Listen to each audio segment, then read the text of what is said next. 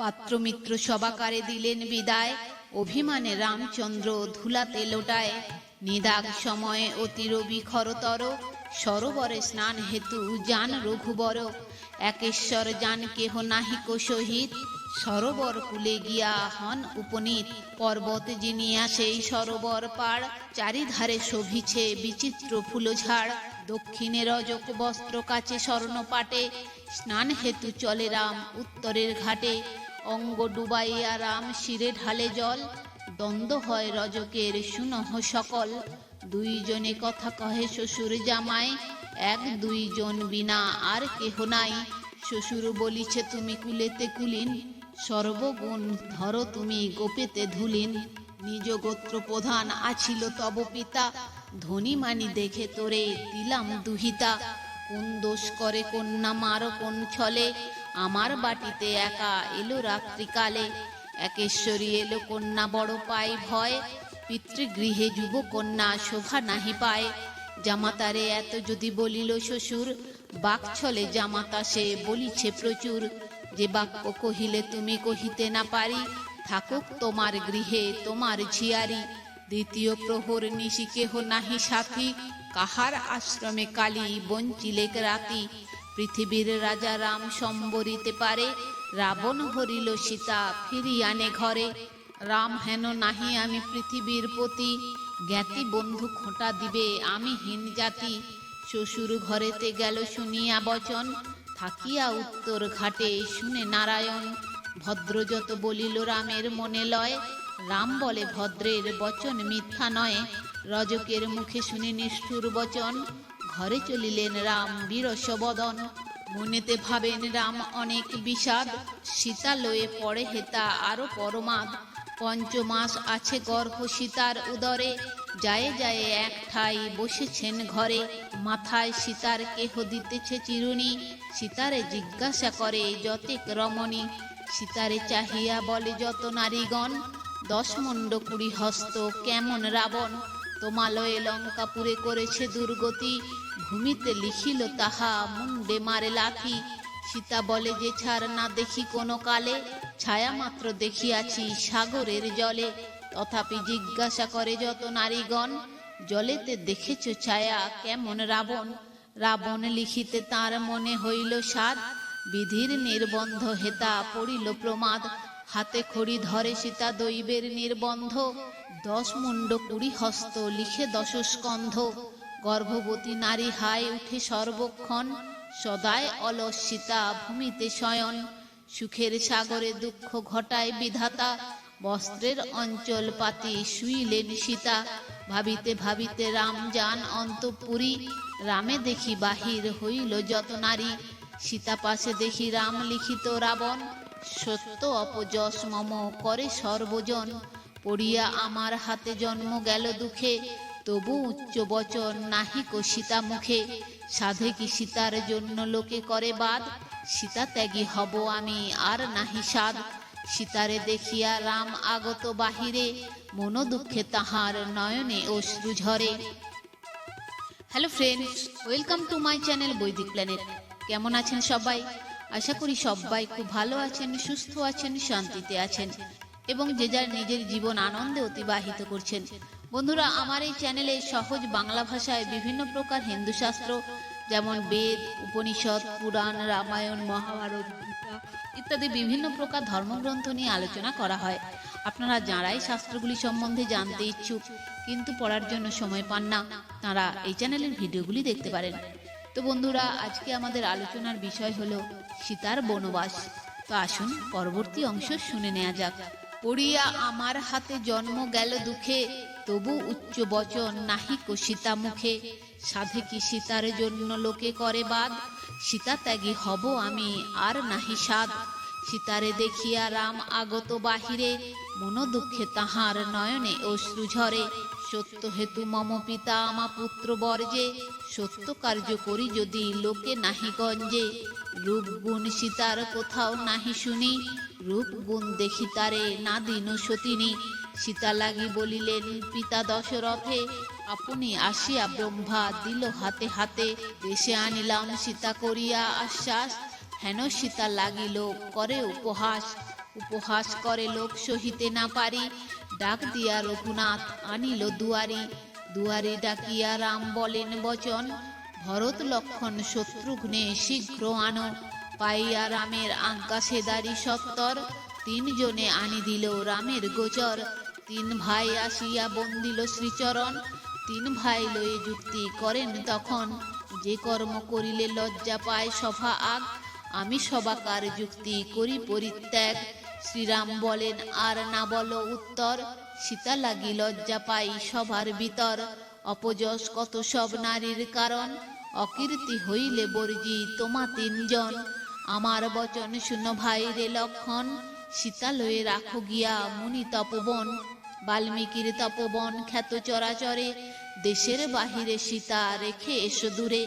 কালী সীতা বলিলেন আমারে আপনি, নানা রত্নে তুষি বেশে মুনির ব্রাহ্মণী। এই কথা কহ গিয়া প্রাণের লক্ষণ, রামের আজ্ঞায় তুমি চলো তপবন। এ কথা কহিলে তার পরিবেগ মনে, সীতা যাবে আপনি মুনির তপবনে।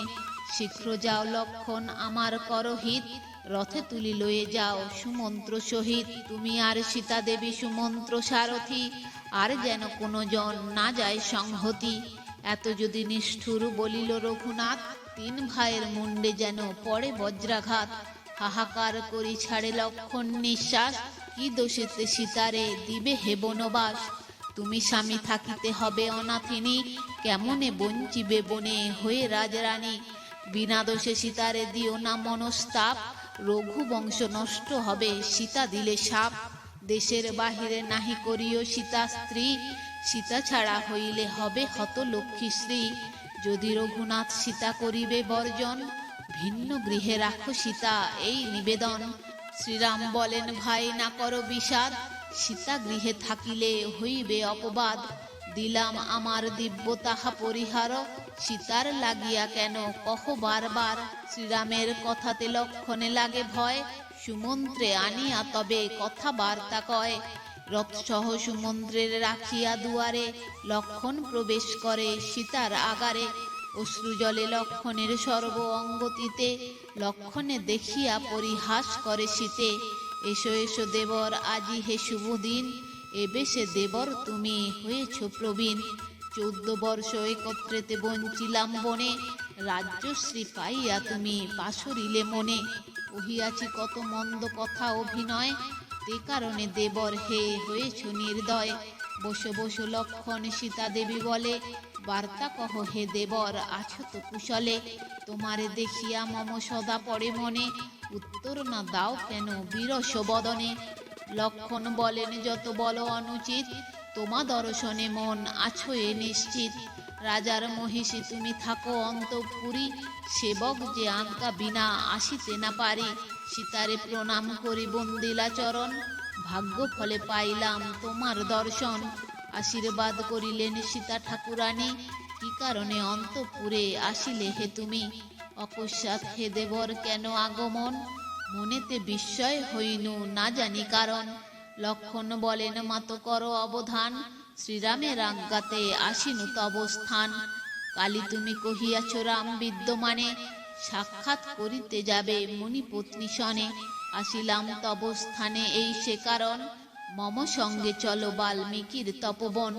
মণিরত্ন ধন লহ যে বালয় চিতে, নানা রত্ন লয়ে আসি উঠো দিব্য রথে। এত শুনি সীতা দেবী হইল উল্লাস, স্বরূপ কহিলে তুমি কি বা উপহাস। লক্ষণ বলেন মাত বুঝো আপনি, তোমা দুজনার কথা আমি কিসে জানি। কহিতে এমন কথাকে সাহস করে, পরিহাস করিতে তোমারে কে পারে। ইহা শুনি সীতা দেবী চলিল ভাণ্ডারে, নানা রত্ন আনিলেন অতি যত্ন করে। হীরামণি মানিক্যের আভরণ জানি, লইয়া চন্দন গন্ধ সীতা ঠাকুরনী। নানা রত্ন অলঙ্কার সীতা দেবী লয়ে, পট্টবস্ত্র বাঁধিলেন আনন্দিত হয়ে। বহুমূল্য ধন লয়ে সীতা দেবী নড়ে, পরম কৌতুকে সীতা রথে গিয়ে চড়ে। এমন সময়ে তারে বলেন লক্ষণ, তুমি আমি সুমন্ত্র সারথি তিনজন। রামের আছয়ে আজ্ঞা যাব গুপ্ত বেশে, বাল বৃদ্ধ যুবা কেহ নাহি জানে দেশে। সীতা সঙ্গে যেতে চাহে অনেক রমণী, সবারে আশ্বাস দেন সীতা ঠাকুরানী।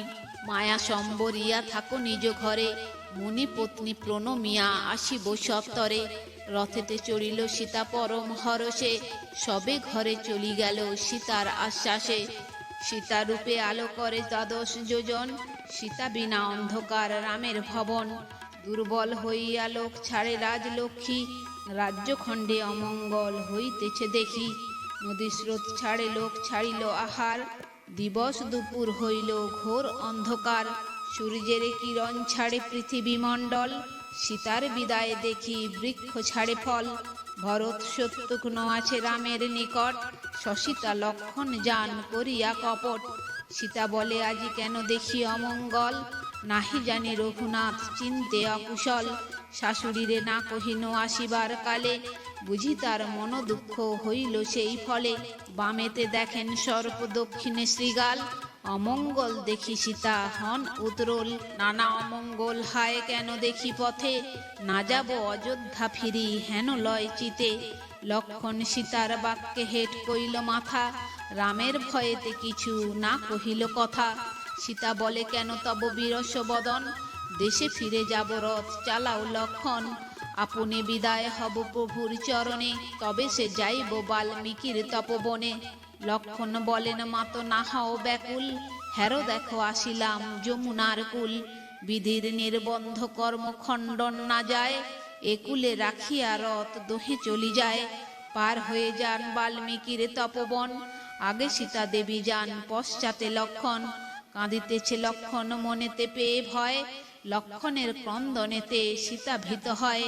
কি দুঃখ হইল মনে দেবর লক্ষণ, কি কারণে উচ্চস্বরে করিছ ক্রন্দন। লক্ষণ কহেন কব কেমন সাহসে, রামের আজ্ঞায় তোমা আনি বনবাসে। মহাত্রাস পেল সীতা শুনিয়া সকল, শ্রাবণের ধারা তার চক্ষে পড়ে জল। এত দূরে আসি মোরে বলিলে লক্ষণ, কপটে আনিলে বাল্মীকির তপবন। ধর্মেতে ধার্মিক রাম সংসারে প্রশংসা, দেশে রেখে নাহি কেন করিলে জিজ্ঞাসা। না দিবেন দেশের মধ্যেতে যদি স্থান, পরীক্ষা করিয়া কেন কইল অপমান। যমুনায় ত্যাজি প্রাণ তোমার সম্মুখে, রঘুবংশে কলঙ্ক ঘুষুক সর্বলোকে। 5 মাস গর্ভ মোর দেখো বিদ্যমান, আমি মোলে মরিবে রামের সন্তান। আমা লাগি প্রভু লজ্জা পাইলা সভায়, বিনা অপরাধে ত্যাগ করিলা আমায়। রাম হেন স্বামী হোক জন্ম জন্মান্তরে, আমি মোলে কোটি নারী মিলিবে তাহারে। সীতার ক্রন্দন শুনি ঠাকুর লক্ষণ, দুইজনে বসিলা বাল্মীকি তপবন। লক্ষণ বিদায় মাগে করি জোড় হাত, কাঁদিয়া বলেন সীতা কোথা রঘুনাথ। তো বন্ধুরা আজ এই পর্যন্তই। ভিডিওটি যদি ভালো লেগে থাকে তাহলে লাইক কমেন্ট শেয়ার করে আপনার প্রিয় মানুষদেরও দেখার সুযোগ করে দেবেন, এবং এই ধরনের ভিডিও আরও দেখার জন্য চ্যানেলটি সাবস্ক্রাইব করে পাশে থাকা বেল আইকনটি প্রেস করে দেবেন পরবর্তী ভিডিও নোটিফিকেশন পাওয়ার জন্য। সবাই ভালো থাকবেন, সুস্থ থাকবেন, আনন্দে থাকবেন।